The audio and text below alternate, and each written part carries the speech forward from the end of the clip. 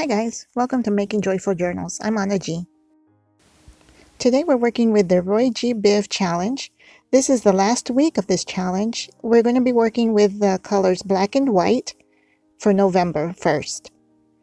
I'm going to show you a quick square, a black square, and I had just taken a doily and cut the corners and just pasted them on there. I also took some labels and printed just some different doodles. So here I decided to take the doodles of the labels and cut them apart and just put them randomly. No, just eyeball. I more or less eyeballed all of this just to give it a different look. And I wanted to try to make texture without adding any bulk. And so the only way I could think of doing that is by taking these doodles and cutting apart the labels. And on this piece, this next piece, I thought about doing some quilting squares. Kind of just taking random different designs and putting them in an order that made them look like quilting squares, but that was too hard, so I just ended up cutting these into strips.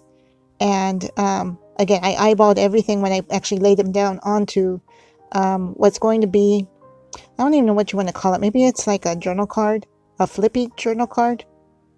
And I'm using this black construction paper. I have a lot of this. And so I'm trying to use it up little by little.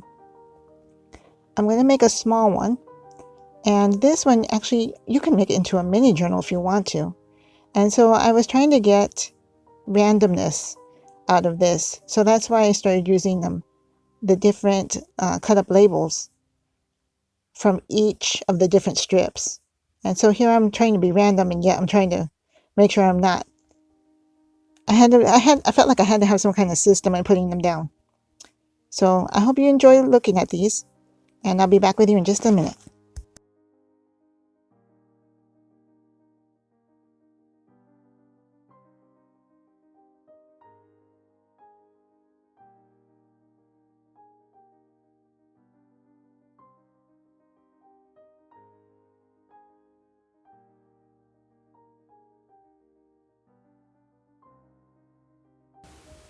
So now that I'm done with that, and I'm done with that little flip, I decided to take some white paint and just do some random markings on it. And when you see this one, when it's finished, it's a lot. There's a lot going on, but you never can have too much stuff going on a journal card, right? So this was my attempt of using some more white on this black construction paper. Now I had some of my video, it kind of got cut off, so you're just seeing like the finished products here. And I had added some areas for writing, and that one piece, I think I'm going to have to put some paper in there and turn it into a micro journal. And there's my journal card that is like a hot mess right there, but you know, it's different. And I'm just showing that I took some scrap junk mail.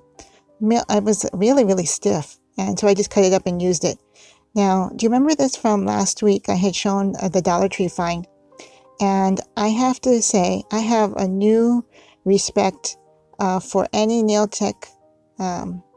art technicians out there, because these little rhinestones are really hard to work with. They are so small, and you know, I'm hoping that this will last, you know, a while.